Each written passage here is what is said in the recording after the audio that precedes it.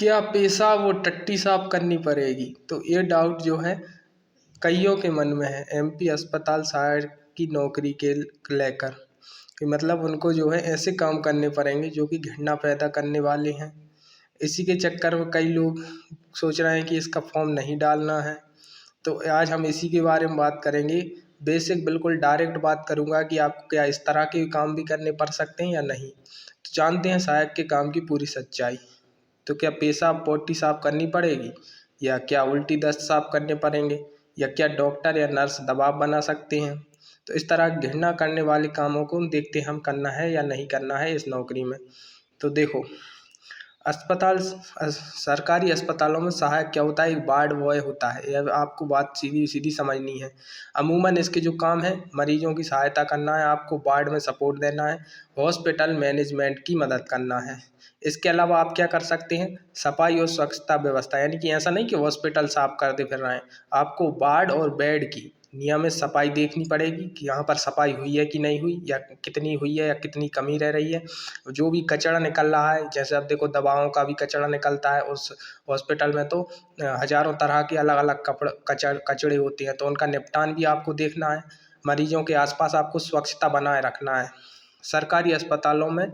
और यह ड्यूटी पर भी निर्भर करता है। कभी कभी ऐसे काम हो सकते हैं जैसे आपको मरीजों को वॉशरूम ले जाने में मदद करना। देखो ऐसे मरीज भी आते हैं जो स्वयं से नहीं जा पा रहे हैं, वॉशरूम नहीं जा पा रहे हैं, पोटी नहीं कर पा रहे हैं। तो ऐसे में क्या आपको सिर्फ मदद करनी है कि आप यहाँ उन्हें वॉशरूम तक ले गए तो वहाँ वॉशरूम करवा लाए। इसके अलावा स्ट्रेचर और व्हील चेयर सपोर्ट, जो मैं आपको पहले ही बता चुका हूँ। और इमरजेंसी कंडीशन में थोड़ी बेसिक सहायता भी आपको करनी पड़ती है। अब डायरेक्ट हम बात करते हैं कि क्या सोशल बॉडी साफ करने की बात सच है।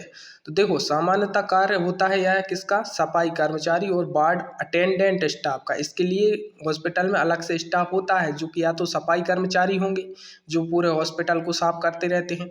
इसके अलावा वार्ड अटेंडेंट स्टाफ होंगे, इनका काम है कि यदि जैसे मरीज का बेड खराब हो गया है, उसने उल्टी वगैरह या कुछ ऐसा कार्य कर दिया है, तो उसको साफ करने का कार्य आपका नहीं है, यह सफाई कर्मचारी और वार्ड अटेंडेंट स्टाफ का है। लेकिन सपोर्ट की ज़रूरत पड़ सकती है, जैसे आपातकालीन सिचुएशन। जैसे आप देखो, अभी हमारा कोरोना आया तो कोरोना के समय अस्पतालों में क्या भीड़ हो गई थी, और ऐसे में इस डॉक्टर से लेके हर स्टाफ हॉस्पिटल का कम पड़ा रहा था। तो ऐसी सिचुएशन में आप पर हो सकता है कि इस चीज़ के लिए काम के लिए दबाव बनाया जा सके, लेकिन नॉर्मली आपको यह सब काम नहीं करना है। आपके लिए यह काम है ही नहीं, इसके लिए अलग से लोग बनाए जाते हैं। ठीक है। सरकारी अस्पतालों की स्थिति, खासकर बड़े सरकारी अस्पतालों में व्यवहारिक स्थिति अलग हो सकती है, लेकिन ज़्यादातर नहीं होगी।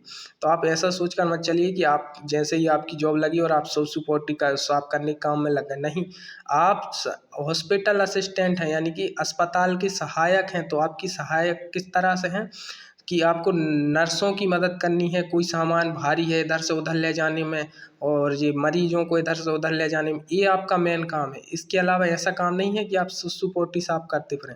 तो आप उससे निश्चिंत रहिए।